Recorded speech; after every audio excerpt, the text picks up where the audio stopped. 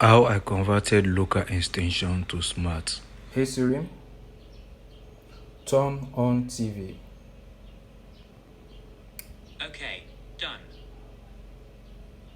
Hey Siri, turn on extension socket.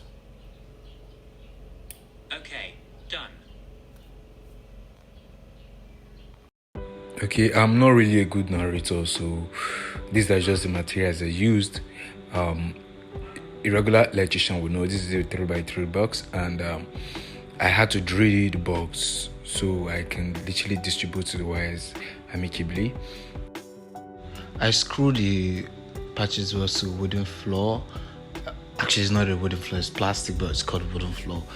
Yeah, with small button nut to hold it firm, and legitimately all the box I had to drill them so I could pass my wire, just like I said before. But this pulse is special.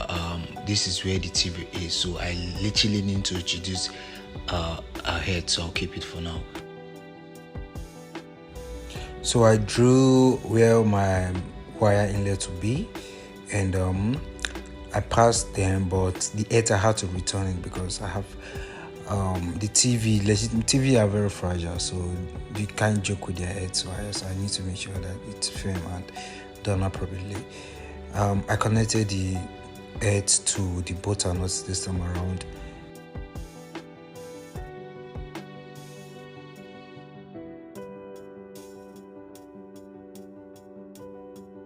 Okay, I introduced a shrink tube like yellow so as to indicate the heads. Amazing part is that I do have head cable. I would have used it, but yeah, it's not that bad. It's okay, it's fine. And I'm going to connect this head to the button nut like I did before, and I will definitely save it for later so I can take it directly to the socket. TV can be very sensitive to it. This is the switch, the smart switch. Sorry, this is ewelink smart switch. It's not that fragile. It's nice. The maximum load on each gang is 10 amps, and the total is 16 amps, which is approximately over 3,100 watts. If I'm using 0.9 as my power factor. Underneath you see the 5-volt USB, or you could use 7 to 32 volt adapter as power source. For this I'll be using this charger as my 5-volt USB power source. Yeah, so let's work on it.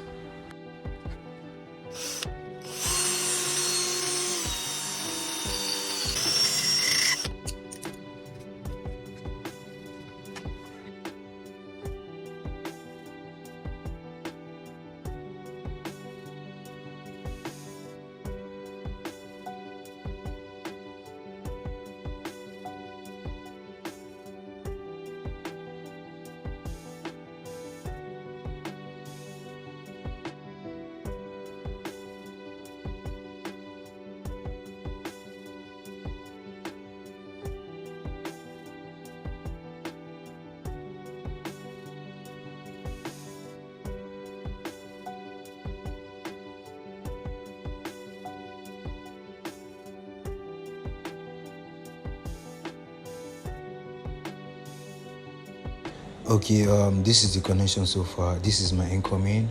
I use blue as my neutral and brown as my live wire. Here I have the common neutral, and here I have the common live and the charger. Sorry about the dusty connector.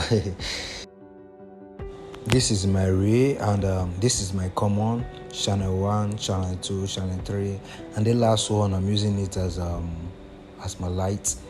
So I fixed the smart switch, and definitely you don't want it to wobble, like move up and down, so you have to introduce a stopper. I'll be using this stopper as my wedge on both sides, so to move up and down and stuff.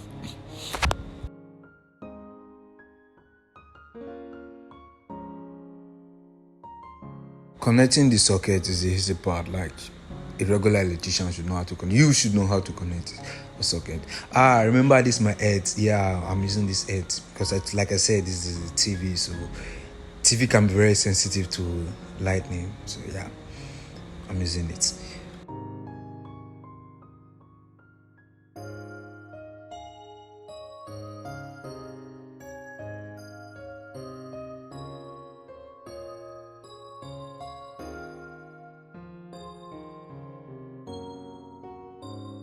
Okay, to put the switch in pair mode, you need to keep your Wi-Fi close and hit the reset button. Hold it down for like 5 seconds max, and then until you see it blinking very fast, which means it's in pair mode. And now you can go to the ewelink app. Yeah, you hope your ewelink app, and you check for where you see Bluetooth and pairing over here. Then you have to click it, and remember to hold your device reset button for like 5 seconds. After that, like we did before, you click next. You see this CK device on your Bluetooth list. All you have to do is to connect it, and after connecting it, you want to check for your Wi-Fi list. Yeah, this is my Wi-Fi. I'm using those virus already, so I will just click on the virus, and then you put your password and save. You're good. Okay, if you find this video helpful, don't forget to hit the like and the subscribe button. It's a good feedback, and comment whatever you want, or if there's any question.